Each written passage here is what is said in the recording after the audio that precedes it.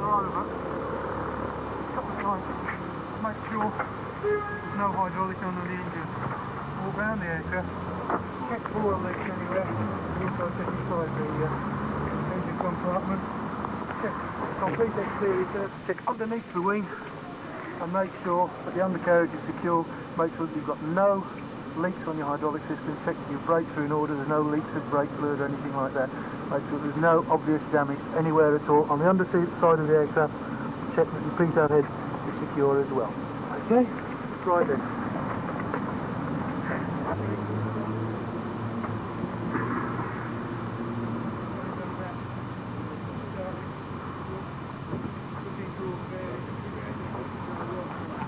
Over the course of their 2 years build up to CSE, what sort of things have they done and what have they still got to do?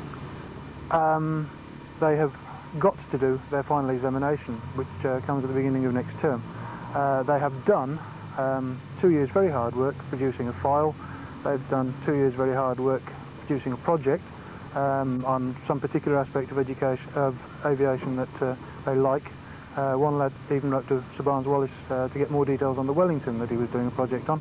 And also they've all produced models, either dioramas or flying models. Well, what percentage of it is class work and what percentage is actually getting up in an aeroplane? Oh, it's 99% class work, I'm afraid, because aeroplanes are very expensive animals. They just don't appear like that. How many times have you actually been up in an aircraft yourself? This is my 7th time. Isn't that very expensive flying? Yes, it's pretty expensive when you go with the aeronautics group. So you're one of the very keen ones, in fact. I mean, I get an impression that quite a few of them do it just as a bit of a skive. Well, there are one or two, but most of them, well, you know, they know what they're doing, and most of us expected to get grade 1 CSEs, and all the rest are expected to get grade 2s. And so, really, it's just, they may not be interested in, but they're good at it. Do you think a lot of you look on it as a bit of a skive, a bit of a way out of ordinary lessons? Yeah. If you're truthful? Yeah. And what would you be doing today if you weren't here, or in a normal lesson time? What would you do? PE. So really, it's a bit of a skive instead of doing PE. Yeah. Yeah.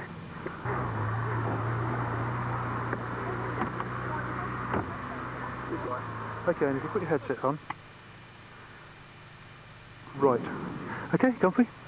So we go through, first of all, check that all the radios are off, check that everything's in order, fuel's on, it's already primed. Switch the master switch on, check the undercarriage down and locked. Okay. Keys on, back one.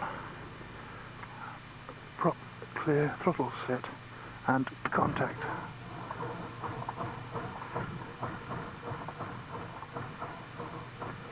You ever get the feeling it doesn't want to go?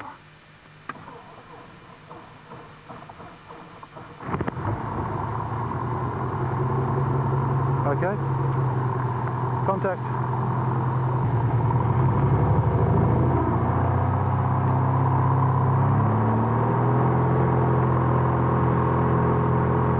Okay, so we go down the strip. Get a bit of that squelch out. Go down the strip. Get about 65 miles an hour on. Put the aircraft gently off the ground. Track the undercarriage, like so. Check. Gear should be coming up unlocked. There we are, steadily down. Is that the airspeed indicator? Sorry? Is that the airspeed indicator? That's the airspeed indicator. We're doing 100 miles an hour at the moment.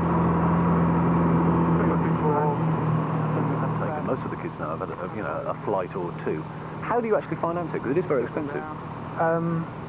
I fly myself for pleasure, and if I've ever got a spare seat, obviously, if there are lads around, I'll take them flying. Do you get no money from the Education Authority? None at all, no. It seems to me that if you're going to lay on a course in something like aeronautics, surely there ought to be some money available. Yes, but owing to the general moratorium on expenditure, there's no go. So presumably, you mentioned other schools, presumably there are some schools, in fact, who do an aeronautics course without any of the kids ever getting up in the air at all. Yeah, this is quite true.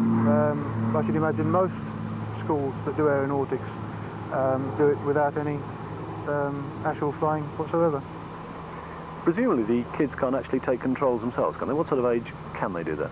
Well, if a pilot wants to qualify before he can fly solo, he must be 17 years old, and he must have also a medical from the Civil Aviation Authority. I noticed you haven't got any girls on the course. Unfortunately, no. There was one girl who applied to do the course, but she was too late in applying. I would have thought with people like Sheila Scott and so on, there's no reason why girls shouldn't take it up. Well, in my experience as a pilot, some of the very best pilots in the world are all ladies. So we're coming into land.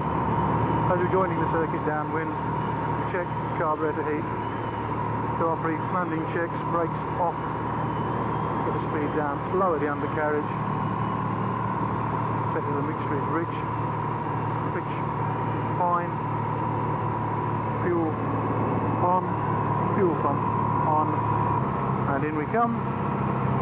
This one should just about be a good one.